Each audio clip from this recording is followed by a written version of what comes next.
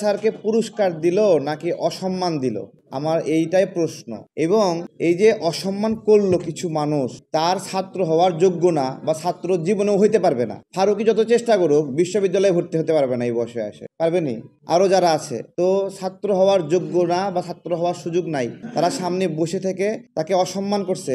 এই পর্যন্ত অসম্মান করে ফেলছে, আর কি দরকার, আর কোনো কথা নাই ধরেন, ঠিক আছে। কিন্তু কিছু লোক এটাকে আবার জাস্টিফাই করতেছে, মানে তারা কতটা স্টুপিড যে তারা এটাকে আবার বৈধ বলতেছে যে না এটা ঠিক আছে। তার মানে একবার অসম্মান করে তাকে কষ্ট দিল, আবার এটার পক্ষে যুক্তি দিয়ে আবার কষ্ট দিচ্ছে, মানে তুমি পড়ে গেছো কেন, তোমারে আরো মানে দুই একটা লাথি মারা, এরকম একটা অবস্থা। আমরা স্যারের কাছে আসলে দুঃখ প্রকাশ করা কিছু করার নাই আমাদের পক্ষ থেকে, আমরা তারপর নিন্দা জানাই যারা এই কাজটা করেছে। এখানে আমাদের আরিফ বিল্লাহ ভাই আছে। আরিফ বিল্লাহ ভাই, আপনি এই বিষয়ে কিছু বলেন যে কাজটা কতটা সঠিক করলো আর স্যার সলিমুল্লাহ সাহেব উনি এমন একজন পার্সন যে সময় বাংলাদেশে ইসলামপন্থীদেরকে জঙ্গি বানানোর একটা প্রায় পায়তারা চলতেছিল, এই সময়ে সত্য কথা বলার মতো কেউ ছিল না। আলেমরা জেলখানায়, রাজনৈতিকবিদরা জেলখানায়, সবাই জেলখানায় আছে। তখন স্যার সলিমুল্লাহ বলেছেন যে আজকে আপনারা মনে করছেন যারা মাদ্রাসায় পড়ে মাথায় পাগড়ি বাইন্দা ঘুরে, এই লোকগুলা ওই মাথার পাগড়ি যখন কোমরে বাঁধবে সেই সময় আপনাদের ক্ষমতা টিকাইতে পারবেন না, আপনারা টিকতে পারবেন না।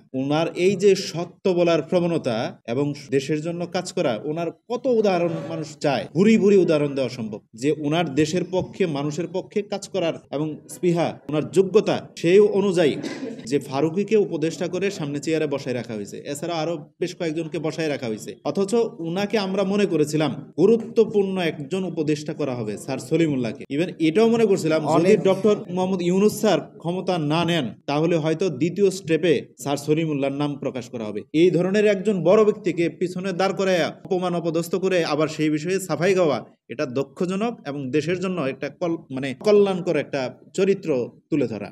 অনেক ধন্যবাদ। ডক্টর সলিমুল্লাহ খান স্যারের এই অসম্মানের বিষয়ে আমরা খুবই দুঃখিত।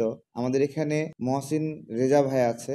মহসিন রেজা ভাইও অনেক ক্ষোভ প্রকাশ করছিলেন। মহসিন রেজা ভাই, এখন আমাদের করণীয় কি? স্যারকে তো অপমান করে ফেলা হয়েছে, আমরা কিভাবে স্যারকে সম্মানিত করতে পারি? আমরা সম্মানিত করার তো আসলে সুযোগ আমাদের হাতে নাই, কিন্তু আমরা ওনার কাছে মাপ চাইতে পারি। ওনাকে যেভাবে অপমান করলো অন্তর্বর্তী সরকার বা এই যে উপদেষ্টা যারা আছে, যারা দায়িত্বে ছিল, তাদের যে অদূরদর্শিতা বা পরিকল্পিতভাবে অপমান করার যদি কোনো টেন্ডেন্সি থেকে থাকে, এই ইস্যুটা এটাতে আমাদের আসলে এটা পূরণ করার কোনো সুযোগ নাই। আমরা একটাই কাজ করতে পারি, আমরা পুরো বাংলাদেশিদের পক্ষ থেকে আমজনতার দল হয়ে আমরা ওনার কাছে ক্ষমা চাইতে পারি যে আমাদেরকে ক্ষমা করে দেন স্যার, আমরা পারি নাই আপনাকে সম্মানিত। আমরা যারা এই ঘটনার প্রেক্ষিতে অন্তর্বর্তীকালীন সরকারের এই ভুলকে আবার সাফাই গাচ্ছেন, আপনাদেরকে আমরা একটা বিনয়ের সাথে অনুরোধ করি, এই ঘটনায় অন্তর্বর্তীকালীন সরকার পড়ে যাওয়ার মতো কোনো পরিস্থিতি তৈরি হবে না, অথবা এই ঘটনায় হয়তোবা ফারুকী সাহেবকে উপদেষ্টা থেকে বাদ দেওয়া হবে না। সুতরাং আপনারা ঝুঁকিমুক্ত,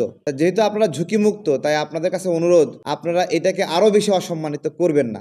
আপনাদের কাছে এটা অনুরোধ। আপনারা অনেকেই দেখছি এটাকে আবার অনেকভাবে বলছেন। একজন এইভাবে বলেছেন যে উপদেষ্টা বানাবেন, ক্ষমতা দেবেন না, তা কি করে হয়? ঠিক আছে, একজন লোক তার অল্প সময়ের জীবনে হঠাৎ করে অনেক ধনী হতে পারে। ধনী হয়ে গেলেই সে পাড়ার একটা মানে স্কুলের শিক্ষক হতে পারবে না। একজন হঠাৎ করে ধনী হয়ে গেলে সে মসজিদের ইমাম হতে পারবে না, অথবা একটা পঞ্চায়েতের সভাপতি হতে পারবে না। হতে পারে ধনী, অথবা যে কোনো ভাবে ক্ষমতা পেতে পারে, কিন্তু একটা মানুষ বছরের পরে বছর জীবনব্যাপী সাধনায় যে জ্ঞান, যে দক্ষতা, যে সম্মান এবং মর্যাদা অর্জন করেন, সেটা কোনো ক্ষমতা হঠাৎ করে পাওয়ার সঙ্গে তুলনা করা যায় না। আসলে এই জায়গা থেকে ডক্টর সলিমুল্লাহ খানকে যে অসম্মান করা হয়েছে, আমাদের কাছে অনেক সুযোগ ছিল। আমরা তো শিখি বিশ্বের বাইরের বিশ্বের নোবেল পুরস্কার যখন দেওয়া হয়, অস্কার পুরস্কার দেওয়া হয়, বিভিন্ন চলচ্চিত্রের পুরস্কার দেওয়া হয়, এই পুরস্কারগুলো দেওয়ার সময় দেখবেন যে সবাই উঠে দাঁড়ায়, অর্থাৎ যে পুরস্কার নিচ্ছে তাকে অনার করে, এবং আপনার হলো সে সাধারণ মানুষ আর থাকে না, তখন সবাই অনার করে, সবাই তাকে সামনে রেখে